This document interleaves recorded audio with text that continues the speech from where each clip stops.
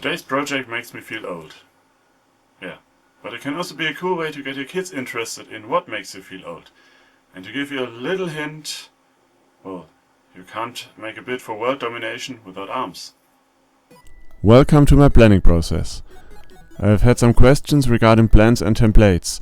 Whenever I actually use plans that are worthy of the title, I will share them with you, but most of my projects are what I like to call inspiration based, which is another way of saying that I start somewhere and see where that leads me. On a side note, I tried turning this piece first, but for several reasons this was not a good idea. Not. Get it? So this time I'm showing you how I got my measurements. This is the shape that I'm aiming for, but I do not need the turned piece for that. I sketch it out on a sheet of paper. I want to make this shape by stacking pieces, and I will be using leftovers from store-bought boards that come with equal thickness. I use one of these pieces to divide the sketch in chunks of exactly that thickness and draw the center line. I then pick the side of the sketch that looks better, since they won't be symmetrical. And they shouldn't be, because this way I get two versions to choose from. Maybe you can already guess what it's going to be.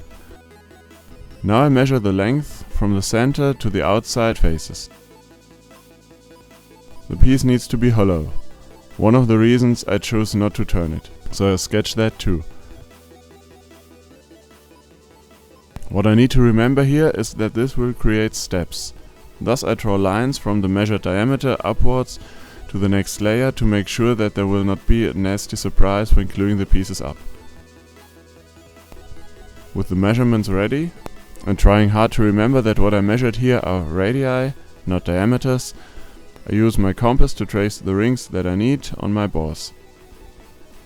I need two of these strange shapes, so I trace accordingly. I try to save on wood by using the inside cutouts from the top circles here.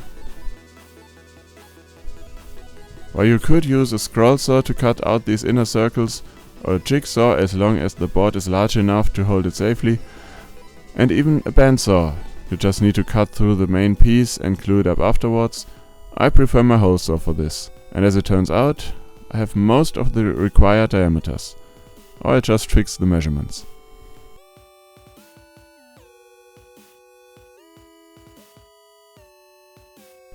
Now I head for the drill press to do most of the circle cutting. To prevent hole sawing into the drill press table, set your depth stop to slightly above it. Once the hole saw is there, turn the piece around and drill the rest of the hole from that side. One thing to keep in mind is that you need to take it slow, because especially on larger circles the saw gets hot quickly and smoke is not uncommon, at least for me.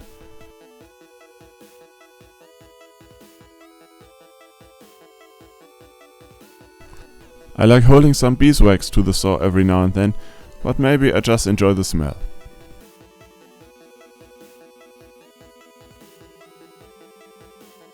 You can use the hole saw without the actual center hole quite easily. Just hold the piece firmly in place. But you cannot do so from two sides and still match up. Instead, you can use a sacrificial piece underneath and drill the hole through from one side only. I've never used the hole saw with a handheld drill, but I think it should be possible too. After the hole saw has done all it can, I switch to the bandsaw for the outer circles.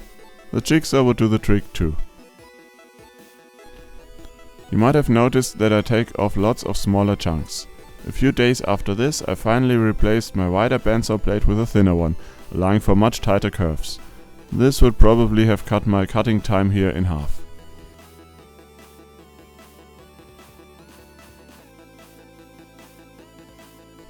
To glue the pieces together, I make use of the center hole where I can.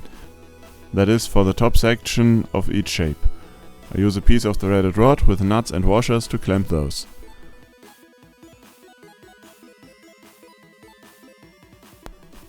The three almost equal rings near the bottom I align by eye and weigh down with something heavy. Since I have two of these sections to glue at once, I do not even have to worry that much about balancing the whole thing. The middle section I glue up using the inner cutouts.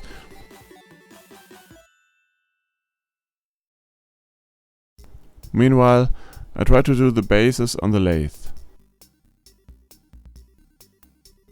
The idea is to have one as the bottom half of a box with the shape as the top. And that is the main reason I'm turning this.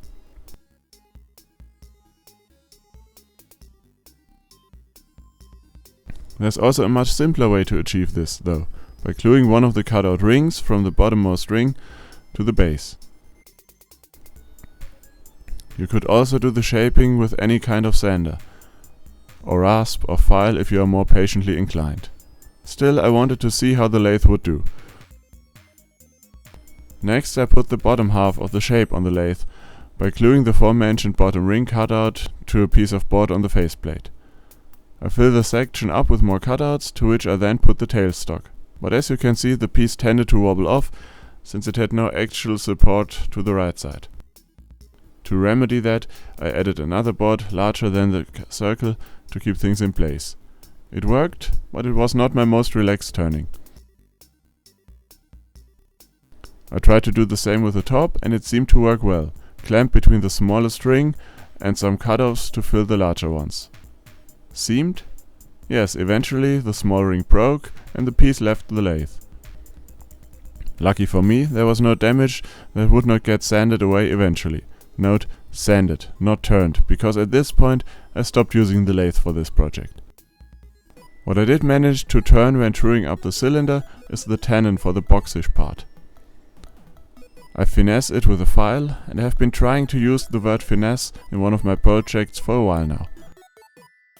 Anyway, after it fits, I do another glue up. The top rings for one piece and the base to the bottom ring for the other one. This one will not open at the base, but in the center. I use one clamp for both glue ups. Since shaping the top portion on the lathe did not work, although it could probably be done, I explored different methods. First I used the bandsaw in a very direct way to shape the cone. And I do that on the larger piece since I have more ways to hold it. I do the whole cone this way and try to remove the whole step, not leaving any notch behind to make sanding easier. Since I only take off small slices at a time and keep it resting on the table, I do not encounter any problems with this, but this is an inherently not quite safe method. Using a V-block to base the cylinder in would make it a little safer. Next I try the belt sander with the coarsest belt I have, clamped onto my vise. Trying not to mention the discomfort in the behind that this was, with the piece trying to fly several times, I will say this. You do notice the fact that when sanding you have to turn the whole wood that you want to remove into sawdust, whereas the bandsaw takes off complete chunks, making it faster and less messy. After doing half the cone, I decide to switch over to the rasp for comparison. I found that the best way to hold it is to use some kind of pole in the vise and rest it firmly on that. After slipping a few times, I decided to wear gloves for this. I also tried my random orbital sander with a coarse disc, but not unexpectedly, it turns out that rigorous rasping is the best method in this segment to remove material. Next I need some more rings, and I cut them from another scrap piece. Furthermore, I cut them 2 for 1, that is, with 2 saws in the whole saw at once. The benefit is that I do not need to clamp down the outer ring to cut out the inner one, or so I thought.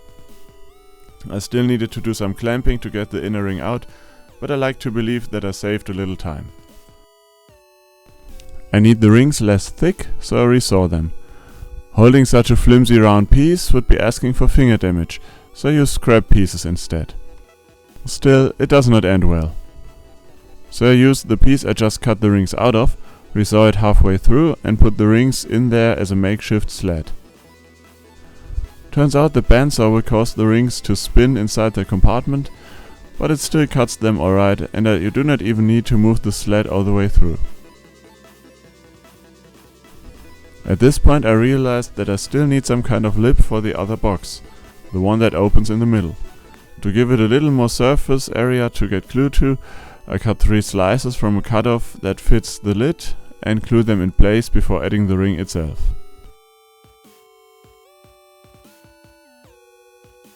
I also need 2 parts with a bent through hole. I take a piece of scrap that would yield them both and sketch where I want the hole to go. First I drill a centered hole along the long side, then I drill one at an angle from the side to intersect with it. Believe it or not, but it actually worked.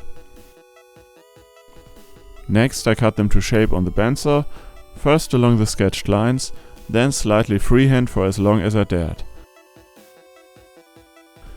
When I ceased to dare, I did the rest of the shaping on the stationary sander.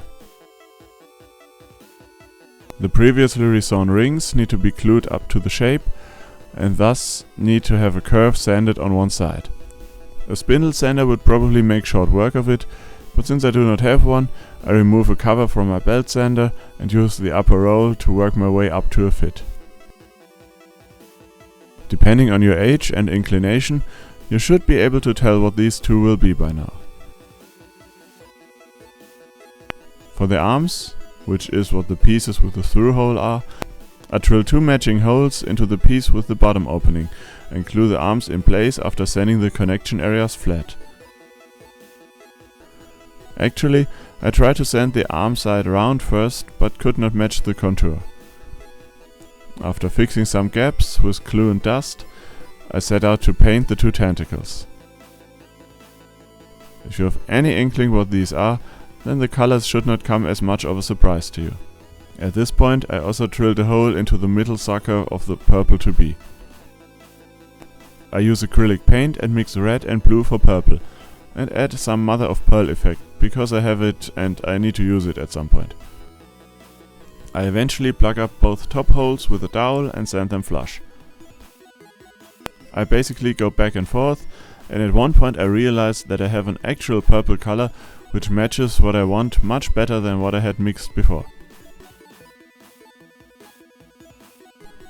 Once I'm happy with the resulting color, I add a few layers of spray lacquer and call them done. Well, actually, I call them purple and green.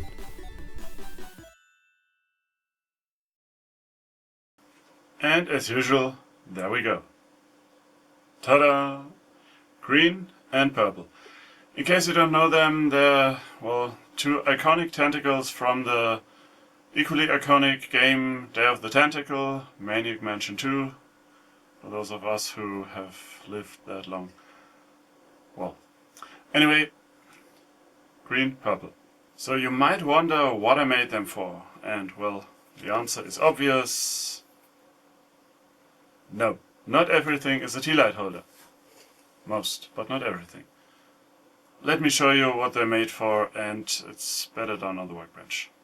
To start, the green one is meant as a box to keep what I think is called smoke cones, and they even happen to be purple. Also got yellow.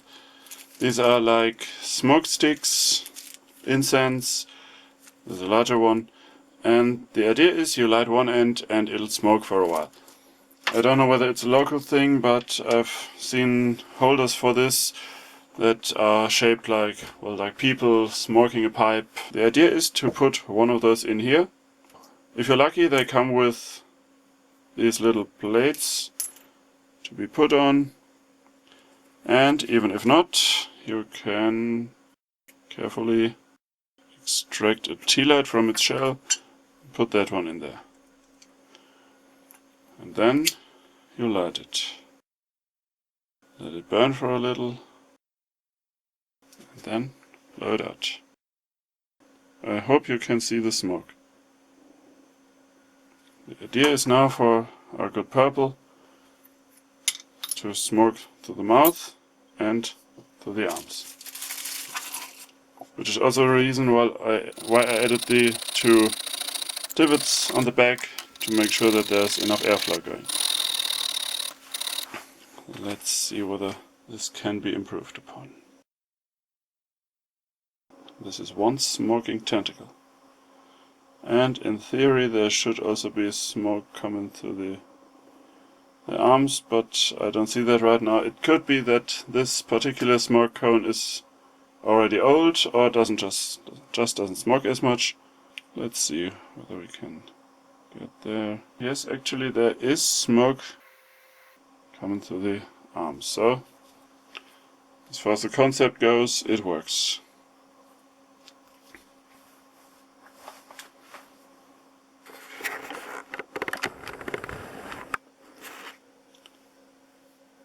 Just as a word of caution, of course there's smoldering going on here.